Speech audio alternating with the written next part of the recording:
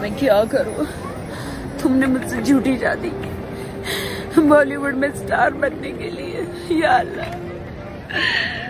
या अल्लाह मेरे साथ न्याय हो। बिस्मिल्लाहिर्रहमानिर्रहीम. راکی ساون هنرپیشه مشهور بالیوود دین خود را از هندویزم به اسلام تغییر داده و مسلمان شد و برای ادای عمره به عربستان رفت و با نشر یک ویدیو از جریان ادای عمرهش مسلمان شدن خود را ابراز نمود و نام خود را به فاطمه تغییر داد. فاطمه جی کو بلائیے او کیا بات ہے؟ فاطمه جی ادھر فاطمه. حالا یک پسر غیر مسلمان آمده و از دکتر صاحب میپرسد که چرا من نمیتوانم به خانه کعبه بروم. برای دانستن این مطلب در ادامه با ما همراه بوده. لایک و سابسکرایب را فراموش نکنید. آقا من به عنوان یک غیر مسلمان آیا به مکه برای حج رفتن میتوانم؟ برادر سوال کردند که آیا او میتواند به عنوان یک غیر مسلمان به مکه برای حج برود. سوال من این است که چرا شما میخواهید حج کنید در حالی که به بت پرستی اعتقاد دارید؟ حالی که شما میگویید قبول میکنم هر چی که میگویید. خب درست است. اول جواب میدهم بعداً به شما میپردازم. چرا غیر مسلمانان اجازه رفتن به مکه و مدینه را ندارند؟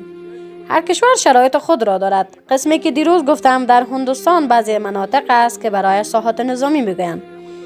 ساحات نظامی مناطقی است که تنها نظامی ها رفته می توانند. مردم عادی اجازه ندارند.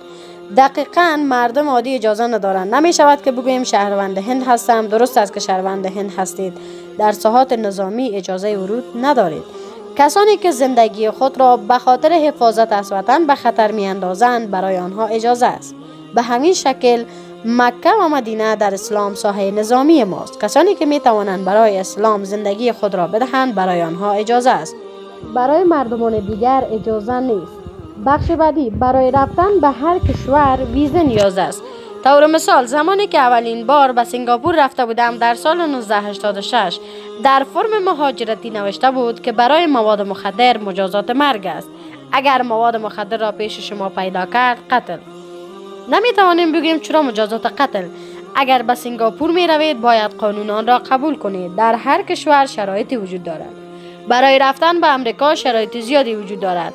نوشته است که آیا شما توریست هستید؟ سوال شده. این که کی بله نوشته می کند تا حال نمی دانم. پرسیده می شود که آیا با کدام سازمان توریستی رابطه دارید؟ این را چرا نوشته می کنند نمی دانم.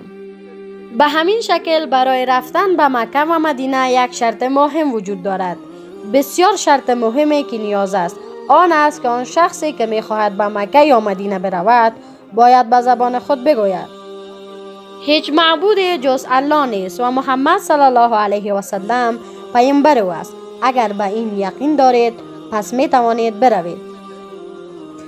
به این کاملا باور دارم. به خاطر این که 4 سال قبل زمانی که در تمرینات نظامی بودیم یک دوست ما بود که برایش دادا می گفتیم مثل برادر بزرگ. او برای من یاد داده بود هر وقتی که از مقابل یک مسجد عبور کردید اگر هیچ چیزی یاد نداشتید تنها بگویید. بر علاوه گفتن آیا باور دارید که خدا یکی است؟ بله آقا. آیا باور دارید که بت پرستی اشتباه است؟ در حال حاضر که باور داشته باشید گناهان گذشته تان معاف می شود. آیا باور دارید که محمد صلی الله علیه و سلم آخرین پیامبر است؟ آیا می خواهید که مسلمان شوید؟